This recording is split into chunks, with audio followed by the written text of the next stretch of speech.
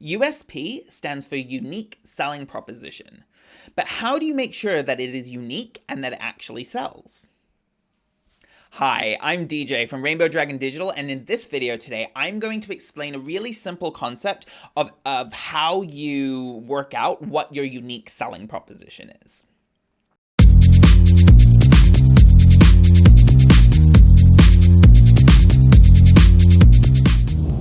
Please remember to subscribe to this channel so that you can get updates on when I release new videos.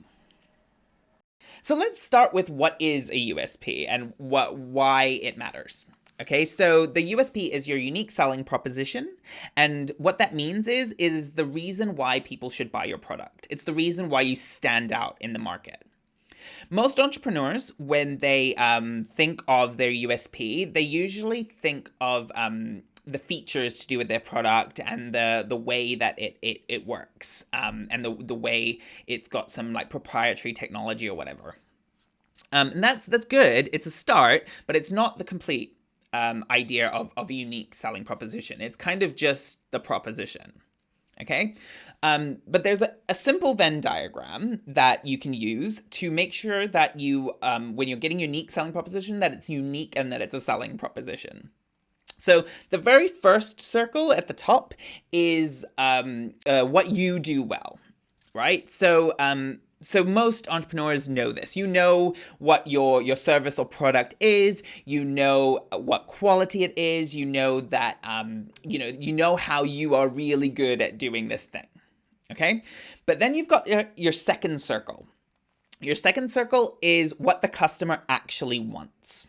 Right, and this is why it's the unique selling proposition is step 2 in the content-led strategy, because step 1 is identifying your target person, getting inside their head.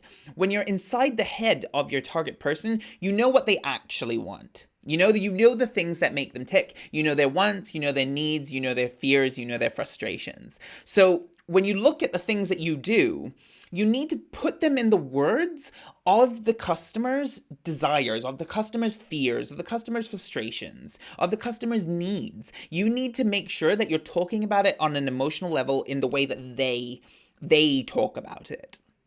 Right? But at that point, you've still only got selling propositions. And these are important. It's important to have a good long list of all of the things that you do well and that worded in the way that your customer wants to hear about it or why it matters to the customer at all.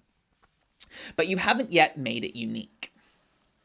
So in order to make it unique, you need that last circle on the Venn diagram. That last circle is what your competitors do not do well. Right? And that little middle circle, that middle triangular bit of that Venn diagram, that's where your unique selling proposition lies. Because if your competitors aren't doing it, then it's unique. Then you stand out in the crowd. Okay, but if the selling proposition, even if your customer really freaking wants something and your competitor is saying the exact same thing as you, there's no way that they're going to differentiate between you and them. And if your competitor is saying something else that you're not saying, they'll choose them. But if you are framing something in something that the customer really wants, it's something that you do really well, and your competitors are not talking about it, it's a unique selling proposition. Now, a lot of people have difficulty with this because the uniqueness is the bit that's difficult. And sometimes you find that your competitors are doing it, but they're not talking about it.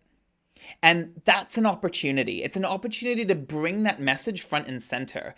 And this is the whole point. It's bringing your unique selling proposition front and center. Your other selling propositions should be there, but further down the page, further down your brochure, further down or whatever you're doing. But your unique selling proposition, that is your starting point for every piece of content you create. If you can push that unique selling proposition first, then you can go on to the other selling propositions. So I hope that was helpful. Subscribe to my channel and you'll get updates on when I release new videos on the different steps in the content-led marketing strategy. And if you are an ethical and sustainable business and you want help with your marketing, you want some advice on your marketing, please get in touch. I want to help you even if you can't afford it.